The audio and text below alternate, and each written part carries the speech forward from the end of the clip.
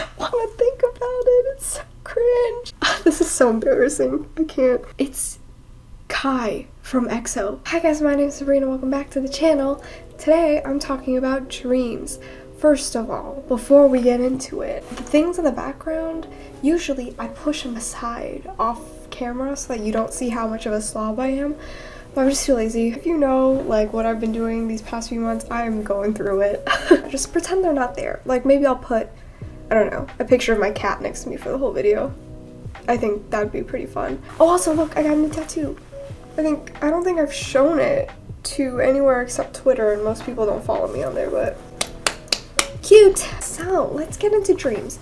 I feel like I talk about dreams all the time just because I have them all the time. I think in like high school, I taught myself how to like induce dreams, because usually like I used to not have dreams every night. It would just be like every so often, like barely, but now I get them like every single night, and most of the times I remember what they were, like if I write it down or if it was something like really emotional or spectacular.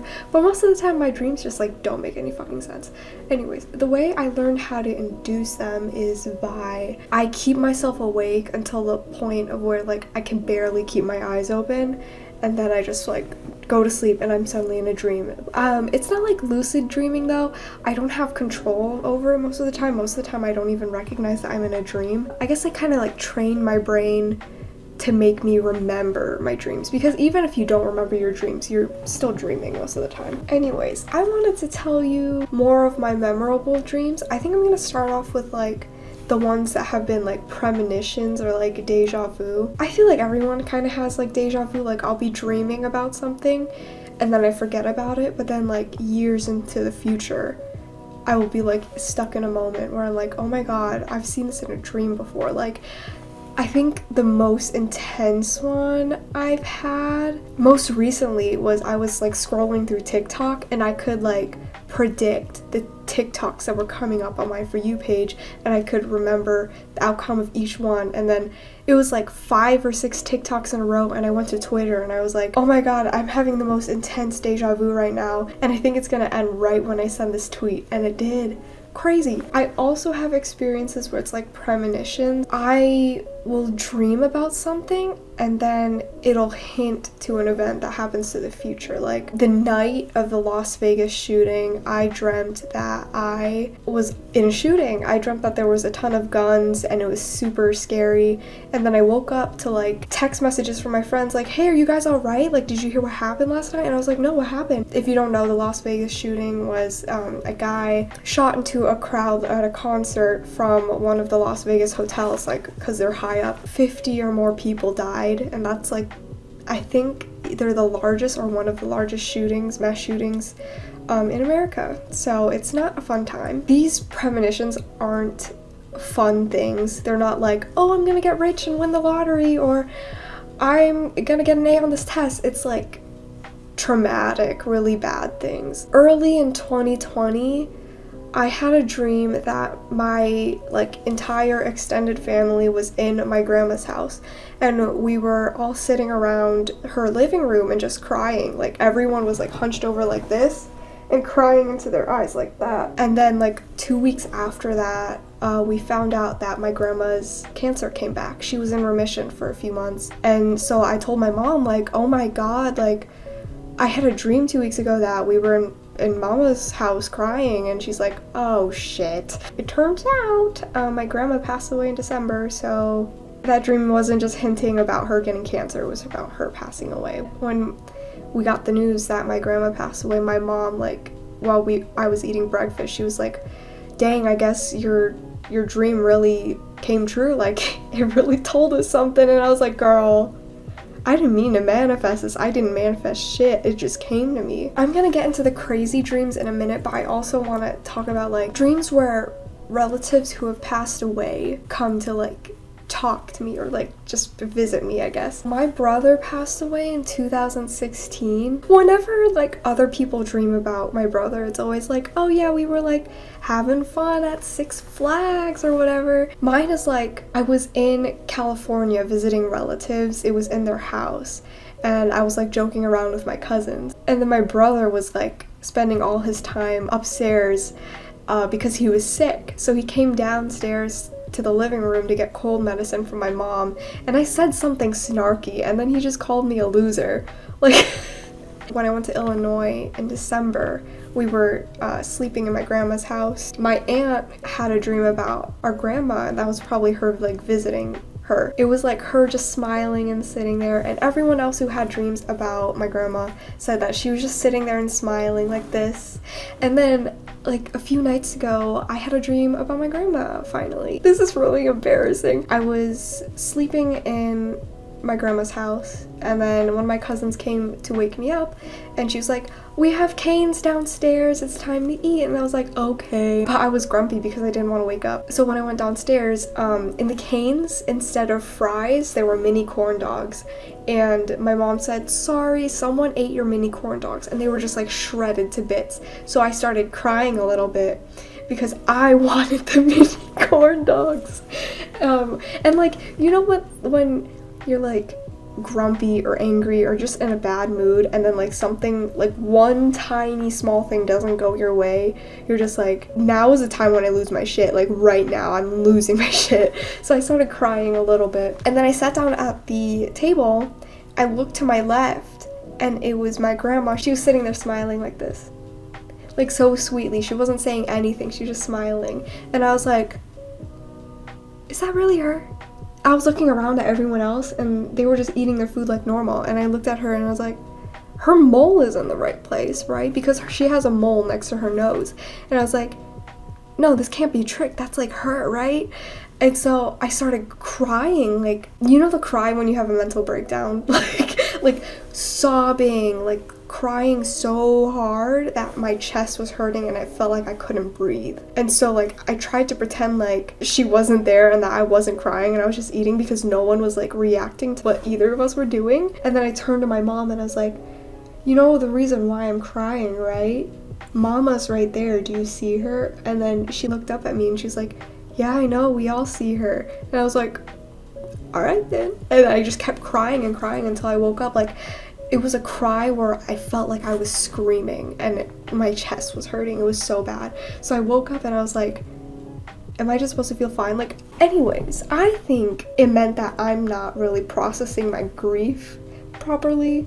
So I'm going to go into my more crazy dreams. Ooh, okay, the first thing on my list is the time loop thing with Spencer. Okay, so I dreamt that I was in this like really religious facility. I was wearing all white. Me and like these other people were in a line, and we were just going about our daily schedules. Like, it was like a school kind of. I was carrying textbooks in my hands. I was going to this place and this classroom and whatever, and at the end of the day we would all line up again where we started, and these people in white lab coats would come up to us, put something against our head, and then check something off a clipboard. Found out eventually that the thing they're doing is erasing their memories, and somehow my memories for that day wasn't erased. So I went through this cycle a couple times, and the day just kept repeating. Like, it was the same day over and over and over again. Everyone would do this exact same routine, say the exact same things, nothing would change. And then I found out that they were doing an experiment on us where they're trying to figure out like how to make the perfect subject or something, like trying to perfect something. After I like retained my memory, I went up to my friend Spencer. I don't have an actual friend named Spencer. Like, I don't have like an in-person like real life friend named Spencer. This is just the character in the dream. He had like brown hair, brown eyes. He looked like super normal, like stereotypical, just like whatever character. Like, he wasn't really unique, I guess. But I pulled him aside during one of the like routine days, and I was like, do you realize we're stuck in a time loop? And he said, yes, but you can't show that you know. You have to stick to the routine, or else they're going to send the dogs after you. And I was like, I don't want no dogs after me. So I went about the routine and stuff. Then when we went into the line at the end of the day, I was like shaking because now I knew about the dogs, and I was like, I've been too suspicious all day. I talked to Spencer, they're gonna know. And so the scientist pointed to me and Spencer, and they were like, they know, you need to release the dogs, press the button right now. I was like, no, and I was crying and screaming, and I held on to Spencer like, I don't want to die, I don't want it to hurt, please don't let it hurt, just please kill me instantly, like don't make it hurt, like, because in my mind, like, the dogs would like maul us and like tear us apart and whatever, and it wouldn't be like painless, obviously, like I would feel all the pain and I wouldn't just die right away. Basically the dream ended with me begging for my life and saying, please don't kill me, I don't want to feel the pain. Anytime in a dream where like my life is being threatened and I'm about to die, the one thing I ask for is that they do it painlessly. My greatest fear is like feeling pain that I don't intend to do upon myself. Like tattoos and piercings I can do just fine, but if you stab me, if you shoot me, absolutely not. I don't want to feel the pain. Like, just take me out. If you're gonna murder me, just take me out. That's not an invitation to murder me, by the way. I don't want that, but just like, don't put me in pain. Like, I don't want it. Oh god, I don't want to think about this one, but it's also pretty funny, so I kind of have to. So this next dream, my significant other in this dream is one of my ex-friends from high school who I haven't even thought about in years at all. I doubt anyone who like directly knows him is gonna watch my videos. There's only like 2 people who know who this dream's about. It starts off with me in a movie theater, except we're inside like a college or a school, some sort of school, and I'm the school's photographer. So I have a model with me, but it was like another student, and I was trying to take pictures of her on my phone for like, I don't know, the school website or a yearbook or something. Every time I would try to take the fucking photo, the girl would like move. So she'd be posing like this, and then right as I take the picture, she goes like this, and all the pictures come out blurry. I'm doing the best to like be nice, and I'm like, hey, can you actually like take a few more? Maybe try not to move as much, but she still does the same fucking thing. We took pictures in between the showings of a movie, so like our movie had just finished and now the next showing was coming in, so people were like filling the seats and being like, why the fuck is she taking pictures of another girl in this fucking movie theater with the flash on? Eventually I was just like, you know what, I'll make it work, it's fine, thank you so much for your time, and then we left the movie theater. I exit the movie theater and I turn to the left. I meet up with like people I don't know, but supposedly they're my friends in this world. They're like, oh hey, how was your photo shoot? I was like, it was fine, whatever. And then they're like, okay, we're gonna go home now, your boyfriend's over there waiting for you. And I was like, oh, okay, cool. So I walk over there. So embarrassing. I don't want to think about it, it's so cringe. Oh, it's so cringe, it's so cringe. Okay, so I walk over there, there's my boyfriend, except it's this dude who's like kind of tall, like taller than what this actual person looks like in real life. They were taller, but they had their face. They were dressed like emo, kind of like they were wearing all black. They had the long hair and the beanie, like, or a hat, and they had chains everywhere. And I was like, yeah, that's my boy. I can't even say it. And then he like reached out his hand and I held it and I was like, cool. He's like, yeah, we're gonna walk home now, right? I'm like, yeah. We were walking like this long, huge line of other students just like going down a hill and then back up a hill, you know? I like realized it was hot and sunny, and I looked up and I was like, oh shit, I'm not wearing any sunscreen today. And he's like, oh yeah, that's okay, I have an umbrella, do you want to share? And I was like, oh yeah, sure. And then I woke up. That's literally it, but it is like gross and mortifying. I don't want to imagine myself in a relationship with that person. It like makes me queasy. I can't. The last dream I'm gonna talk about, crazy, right? Okay, so I was like part of this organization or something. Maybe I was a spy. There are a ton of other spies in this organization, and we're lined up in rows, and we were having an event for some reason. This is so embarrassing, I can't. So the person who was hosting this event was like, so the ladies are gonna be in the line, they're going to kiss every single man in the line in front of them, and we're gonna see who tastes the best.